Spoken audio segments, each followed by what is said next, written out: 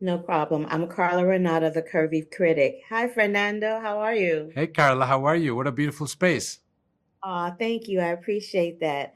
I really love this series. It really warms my heart because I'm starting to see a lot of procedural dramas on television right now with Furious and High Potential, which just got canceled, Lucky, Ride or Die, a whole bunch of stuff. So I'm loving seeing women at the forefront. But what I'd like to talk to you about is there's this one line at the end of the last episode where the character says to Barbara, there are two wolves that live in all of us. One is ferocious and one that is generous. Which wolf do you think lives inside your personality to be able to create this type of series? I think it's interesting that you mentioned that because I think as a writer, you have to feed both wolves.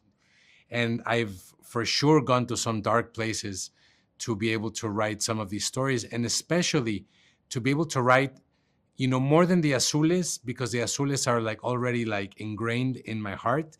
I think some of the male characters that do some things that are extremely destructive, I think that was harder for me to write, to go to those places and write about the people that destroyed our country for a time, and that stood against any kind of joy or happiness or progress. So I think that's at the end of the day, I got home and I made sure to feed the right one.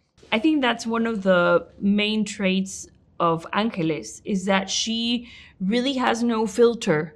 I think that when that character that you mentioned says that, he speaks a lot about what you decide, which part of your personality you decide to feed. But I think that Angeles, with her brain and the way her brain works, she isn't quite capable of distinguishing what is socially acceptable and what is not. So she sort of just embodies the entire spectrum of her personality.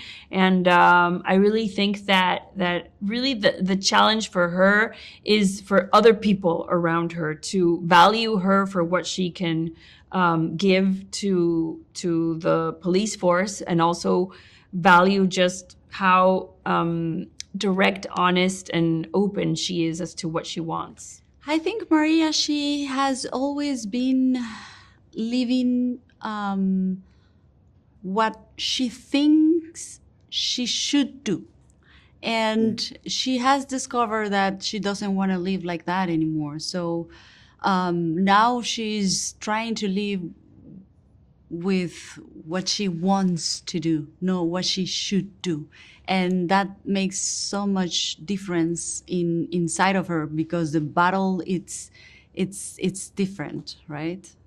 Dreams and goals for women look different depending on what the dream and goal is that you have for yourself and what others have for you. And you guys have spoken to it a little bit by talking about your characters in this conversation, but I'm just interested to know, how do you feel being able to embody these types of characters who are being seen for their skill and not their gender?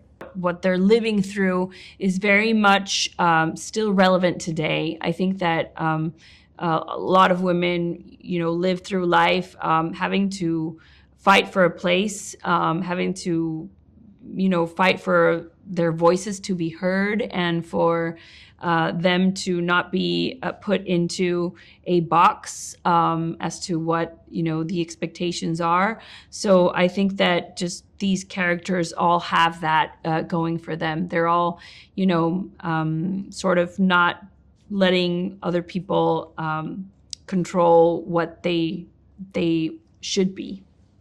I love that you use You Don't Own Me, but it's all in Spanish. And the last time I heard that song associated with a project, it was the First Wives Club. I So remember it's that. not lost on me that it's dealing with two different projects that are empowering women. How did it come? Why did you decide to use it for this? Well, my good friend and music supervisor from season one, Lynn Feinstein, is one of the last things that she recommended that we used before she passed away. And I think one of the beautiful things was in Mexico in the 70s, there was so much government repression that rock and roll stopped existing, and nobody could make rock and roll. It was almost forbidden. And so one of the things that underground Mexican rock bands would do was they would take American music and do cover versions of them. So most of the Mexican rock and roll from the early 70s are actually cover songs from American songs. And so I wanted to do that, sort of pay tribute to these people that, in the face of repression, of government repression, they still managed to make some beautiful music, and they managed to connect to American music that was making something incredible in the US.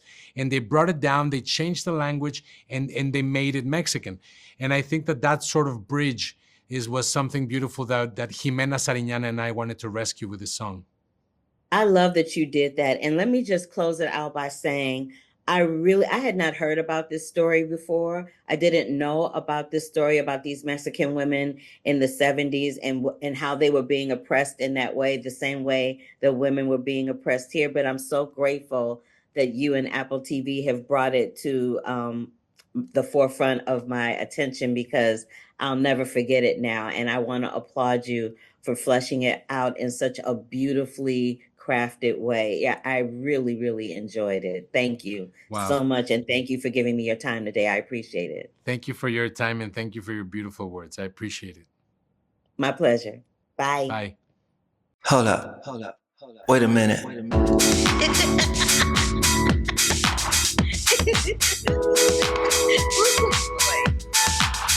I wish you love, peace, and hair grease. Love, peace, and hair grease, y'all.